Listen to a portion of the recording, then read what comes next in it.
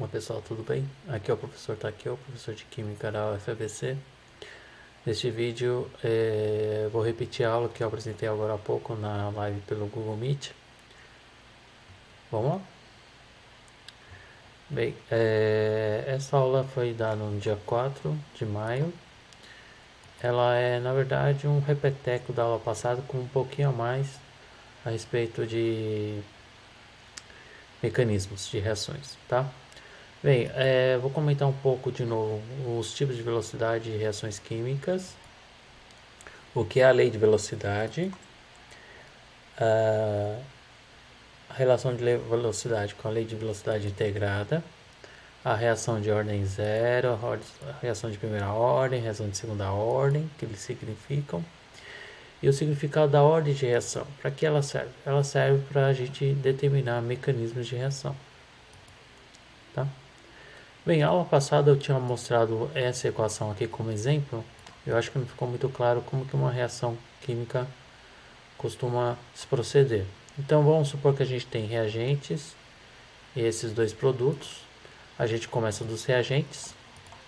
Então o que acontece? Se os reagentes são esses dois, eles estão aqui em vermelho, à medida que a reação vai acontecendo, eles vão sendo consumidos, e à medida que a reação vai acontecendo, essas linhas azuis que vão aumentando, essas curvas em azul, são justamente os dois produtos em questão da reação. Então os reagentes vão sendo consumidos e os produtos vão sendo formados, certo?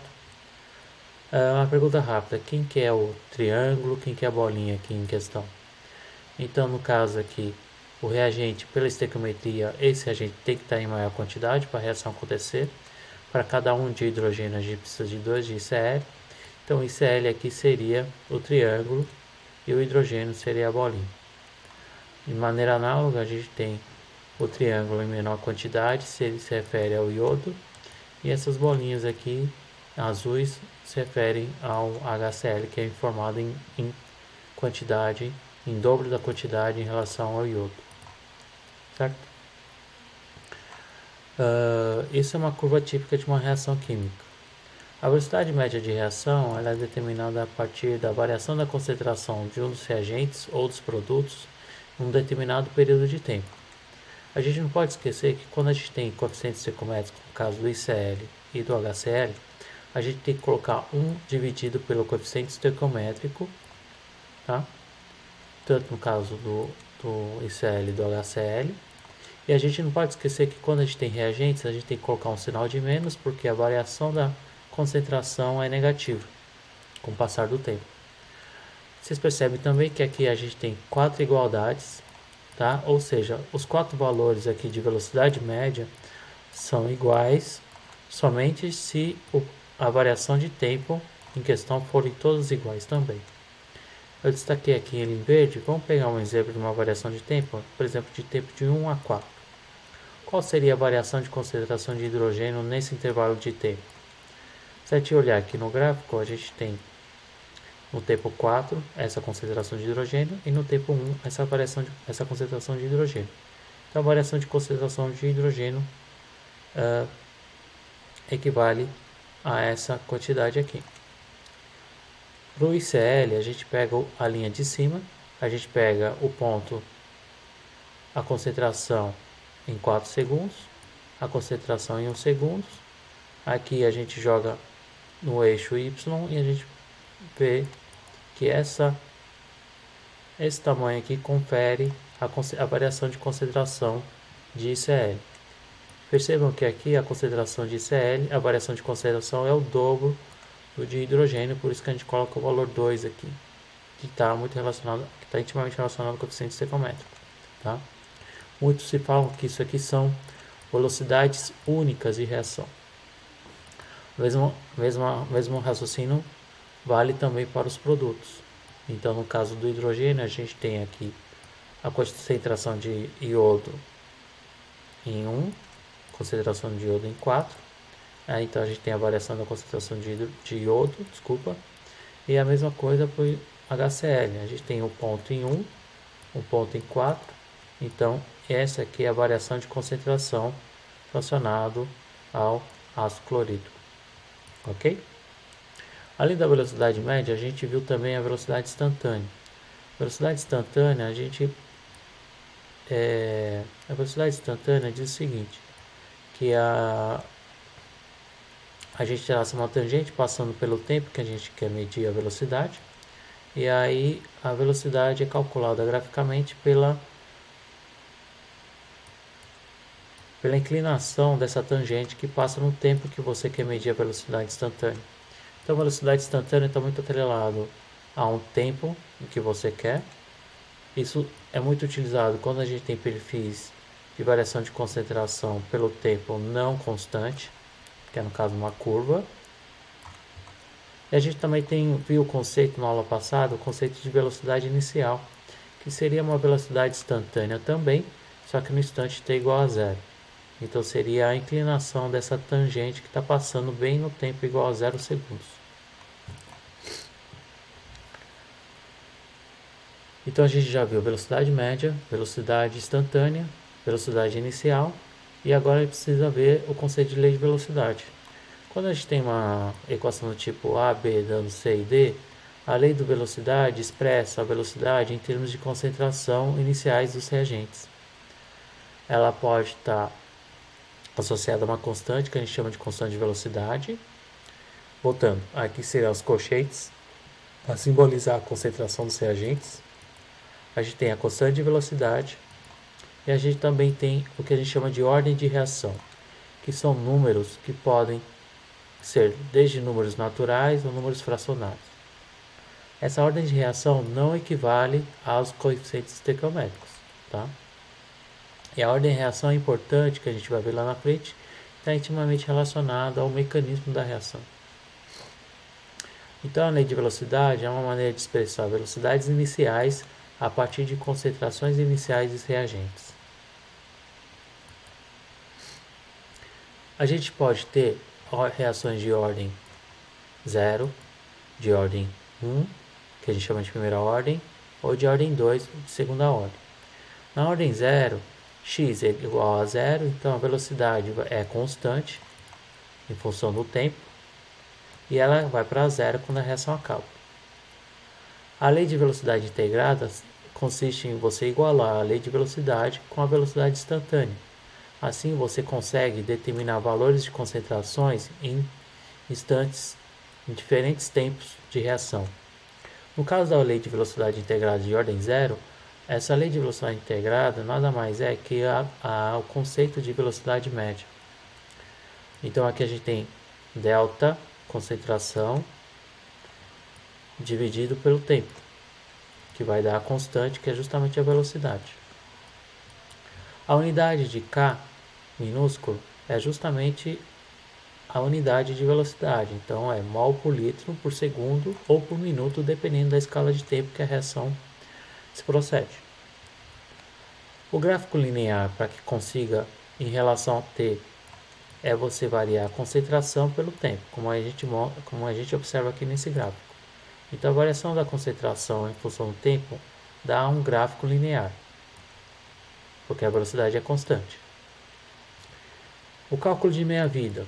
Meia-vida é justamente o tempo necessário para que a concentração nesse tempo caia pela metade. Então é como se essa concentração fosse metade da concentração inicial. Isolando esse tempo, a gente simboliza esse tempo de meia-vida como t meio. No caso, uma reação de ordem 0 equivale à concentração inicial dividido por 2 vezes a constante de velocidade. Já na reação de primeira ordem, a gente tem x já equivale a 1, então a gente tem uma relação entre velocidade e concentração. Isso a gente pode observar se você plotar um gráfico de velocidade por concentração, tem que levar a uma reta passando pelo zero, que simboliza essa equação aqui. Agora, a lei de velocidade integrada. Quando você iguala a lei de velocidade de primeira ordem, que é essa daqui, com a velocidade instantânea, você vai acabar caindo numa equação parecida com essa, que relaciona a concentração no instante t com a concentração inicial, constante de velocidade e o tempo da reação. Observe que o K e o T estão uma exponencial. A unidade de K, nesse caso, como ele tem uma concentração embutida aqui na velocidade, seria a unidade de velocidade dividido pela unidade de concentração. Então dá só o tempo a menos 1. O gráfico linear, para que consiga levar uma reta, você pode plotar um gráfico de ln da concentração pelo tempo, que você vai obter um gráfico linear também. Tempo de meia-vida seria o tempo necessário para que essa concentração caia pela metade. Então, substituindo aqui por concentração de A0 por 2 e isolando o T, você vai achar que T é igual a ln de 2 dividido por K, uma equação bem mais simples do que essa daqui. Já a reação de segunda ordem, a gente já tem a expoente 2 aqui na lei de velocidade. Igualando com a velocidade instantânea, a gente acaba chegando nessa equação que relaciona as concentrações em instantes diferentes da reação, uma reação de segunda ordem. A unidade da constante de velocidade já é bem diferente, então é segundos por mol por litro, ou mol menos 1, litro, segundos a menos 1. O gráfico linear, para que a equação, a gente pega a lei de velocidade integrada, a gente percebe que se você plotar um gráfico de 1 sobre concentração pelo tempo, vai dar uma reta de constante com a inclinação com uma constante de velocidade. E o tempo de meia-vida é dado por essa equação. De novo, você não precisa decorar esse tempo de meia-vida, porque é simplesmente você substituir esse valor aqui por concentração de A0 dividido por 2. E aí você isola o T, que vai dar esse valor aqui. A gente viu na aula passada como que a lei de velocidade integrada pode ser obtida a partir da lei de velocidade. Então a gente partiu de um exemplo da decomposição do N2 ao 5. A gente percebe que são curvas e não retas, não linhas retas. Então confere que uma variação da concentração não é constante em função do tempo. Então não é uma reação de ordem zero. E aí como que a gente chega na lei de velocidade? Então se a gente fizer vários experimentos dessa reação em concentrações iniciais diferentes, e a gente obtém a velocidade inicial no instante t igual a zero, a gente obtém velocidades distintas em concentrações iniciais, que estão dadas aqui pela inclinação dessas linhas em preto. Então, para cada concentração inicial, de N2 ao 5, a gente tem velocidades iniciais diferentes. Se a gente plotar um gráfico agora de velocidade por concentração e se der uma reta, significa que a velocidade está intimamente relacionada com a concentração inicial do reagente elevado a 1. A inclinação dessa reta vai dar justamente a constante de velocidade. E isso quando a gente tem um caso de uma reação de ordem 1. E aí se a gente pergunta qual que é a concentração que permanece após 600 segundos. Ou seja, se a gente pega uma reação que começou com 0,04, que provavelmente é essa curva aqui, ele quer saber qual a concentração, supondo que esse ponto aqui seja 600 segundos, ele quer saber o valor da concentração nesse exato tempo. Graficamente é simples, a gente vê onde que é o 600, interpola a curva e joga aqui no eixo Y, você vai descobrir a concentração. Mas quando a gente não tem o gráfico em mãos, a gente pode usar a lei de velocidade integrada para descobrir isso. Então, substituindo os valores de t por 600, a constante de velocidade que a gente já tinha no slide, descobriu anteriormente, e a concentração inicial, você vai descobrir a concentração no tempo que é exigido pelo exercício. Outro exercício muito recorrente nesse tópico de cinética química é quando ele dá vários experimentos variando concentrações de reagentes e informando as velocidades iniciais de formação dos produtos. Isso é um típico experimento que também é feito em laboratório quando você está interessado em descobrir uma determinada lei de velocidade de uma determinada reação. Assim, você consegue descobrir os valores de x, y e k. Como que eu faço isso? Pegando duas equações que contenham pelo menos uma das concentrações em iguais, você pega a primeira equação e divide pela outra equação. Dividindo uma pela outra, você vai cancelar os termos iguais, e aí você vai descobrir, por exemplo, neste caso aqui, a ordem de reação em relação a B, que vai dar, nesse exemplo aqui, 1. Agora, juntando outras duas equações, você vai conseguir descobrir a outra ordem de reação. A ordem de reação em termos de concentração A. Então, pegando a equação 1 e a equação, o experimento 2, dividindo uma pela outra, você vai acabar descobrindo o valor de x, que nesse caso aqui, nesse exemplo, equivale a 3. Acabou o exercício? Quase. A gente tem aqui em mãos a lei de velocidade, a ordem de reação em relação a A, a ordem de reação em relação a B.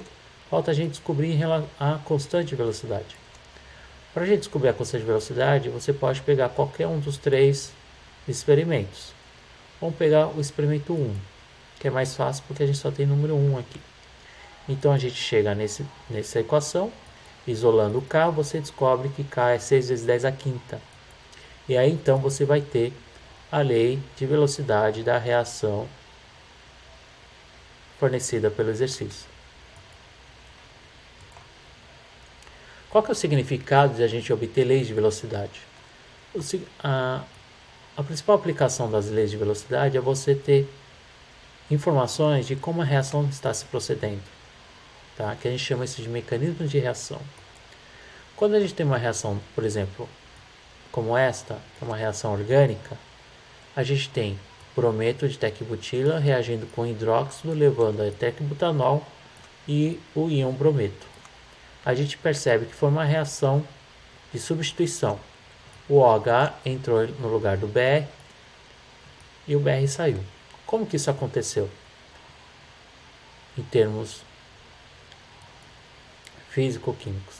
Então a gente tem duas propostas. A gente pode supor que a reação aconteceu em uma única etapa, onde a colisão do OH- com essa molécula ocorreu em concomitante, assim, em paralelo, assim que o brometo ou a hidroxila ataca a molécula, sai o brometo. Então a gente ilustra isso com essa simbologia aqui. Então, ao mesmo tempo que o hidróxido, que é esse o nucleófilo, e o X, que é o grupo de saída, que é o bromo, ao mesmo tempo que ele ataca, o bromo está saindo. É uma proposta de mecanismo. Então eu estou colidindo as duas moléculas para levar os dois produtos. Então vocês percebem que nessa proposta mecanística a gente não tem a formação de intermediários, e a lei de velocidade que está atrelada a essa proposta mecanística deve envolver as concentrações desse reagente e desse daqui, porque os dois participam do mecanismo. Como a gente não tem uma formação de intermediário, a curva de reação, ou a coordenada de reação, deve ter esse seguinte aspecto. Não há formação de intermediários, e a gente tem aqui no topo o que a gente chama de complexo ativado, ou estágio de transição, nesse caso. A outra proposta, então, se a lei de velocidade for dependente da concentração desse reagente e do outro, significa que o mecanismo muito provavelmente ocorre por esse mecanismo. Existe uma outra proposta de mecanismo, que a gente primeiro tira o grupo de saída, que aí nesse caso só depende dele para isso acontecer, forma um intermediário, que a gente chama isso, nesse caso específico, o carbocátion, para então a gente atacar o nucleófilo, no caso a hidroxila, para levar o produto final. Percebam que aqui agora a gente tem um intermediário envolvido nesse mecanismo. Como que a gente representa isso graficamente? Numa coordenada de reação, o intermediário seria o vale da curva, ou esse ponto aqui. Então, para ilustrar justamente que a gente tem uma reação indo a esse produto, que na verdade é um intermediário, e esse intermediário acaba sendo reagido para levar os produtos. Tá? Então, toda vez que você vê um vale e dois picos, significa que você tem uma reação em que há a formação de intermediário. Agora, resta saber como que a lei de velocidade se aplica a esse tipo de mecanismo. Então, a gente pode ter uma lei de velocidade relacionada à primeira etapa, que a gente vê claramente que só depende do reagente. Então, a lei de velocidade, se for esse o mecanismo, pode estar atrelado apenas à concentração, ser dependente da concentração do um dos reagentes. Ou se a reação envolver esse mecanismo aqui, ou a lei de velocidade pode estar atrelada a essa segunda etapa aqui, que envolve a concentração do intermediário e a concentração do nucleófilo, que é o hidroxilo. Então, nessa segunda proposta de mecanismo, a gente pode ter essas duas leis de velocidades plausíveis. Tá? Como que pode acontecer uma ou outra? Vai depender justamente da altura dessas barreiras energéticas. Quando a gente tem uma reação desse tipo aqui, em que a formação do intermediário, que a gente viu anteriormente, envolvendo uma curva baixa, uma barreira alta, significa que a segunda barreira é mais lenta, a reação desse intermediário para o produto é mais lenta do que o reagente levando ao intermediário. Agora, a gente pode ter equações em que a primeira barreira é mais alta e a segunda é mais baixa. Aí, nesse caso, a primeira etapa, que é a conversão dos reagentes para intermediários, é mais lenta e a segunda reação é mais rápida. Nesse caso aqui, a lei de velocidade provavelmente vai ter mais cara. Como essa reação que a gente chama de etapa determinante de velocidade é a mais lenta, a lei de velocidade da reação inteira vai ter um aspecto mais parecido com a primeira etapa, porque ela é mais lenta. Se a segunda etapa for mais lenta, a lei de velocidade da reação total vai ter mais cara da segunda etapa, que é os intermediários levando aos produtos. A lei de velocidade da reação total, que a gente viu no exemplo, é essa daqui, experimentalmente. É obtida experimentalmente. Ou seja, significa que a gente tem provavelmente esse aspecto aqui. A primeira etapa mais lenta, a segunda etapa mais rápida. Ou seja, é a segunda proposta de mecanismo. Se a gente lembrar bem que a primeira proposta não envolvia intermediários e a lei de velocidade está muito atrelada. Precisa ter a concentração, precisa ser dependente da concentração dos dois reagentes. Como a lei de velocidade da experimental é dependente apenas de um dos reagentes, significa que a primeira etapa ocorre a formação do intermediário e a primeira etapa é a mais lenta que a segunda.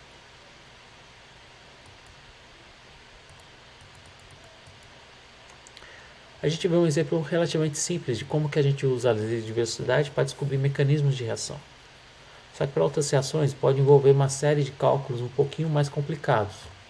Então, via de regra, a gente precisa saber a lei de velocidade experimental da reação inteira. E aí, a partir da lei de velocidade, a gente propõe mecanismos.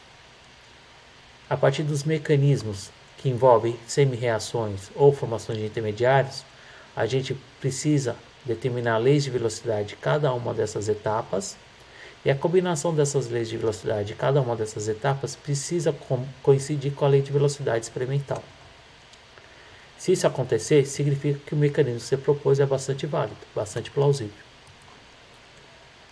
Outro exemplo que a gente pode estudar o mecanismo da reação em função das leis de velocidade é a conversão de ozônio para oxigênio. Ozônio é O3, oxigênio é O2. Então, duas moléculas de ozônio geram 3 moléculas de oxigênio. Como que isso pode acontecer? De uma maneira bastante análoga ao exemplo anterior, pode acontecer de uma etapa ou duas etapas. Uma etapa é simplesmente se duas moléculas de ozônio colidir e levar diretamente a 3 moléculas de oxigênio. Uma única colisão, sem formação de intermediários. Ou pode ocorrer a decomposição de uma molécula de ozônio para levar a uma molécula de oxigênio e um átomo de oxigênio.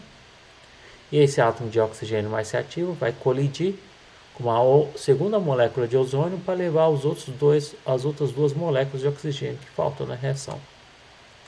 Então aqui o oxigênio atômico seria o intermediário da reação.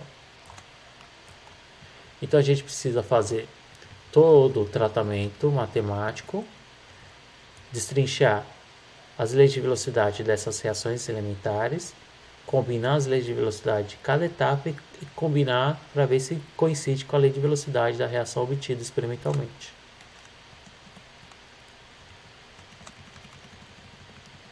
Ok?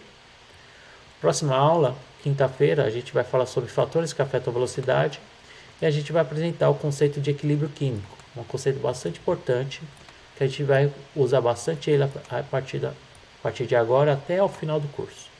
Ok? Até mais!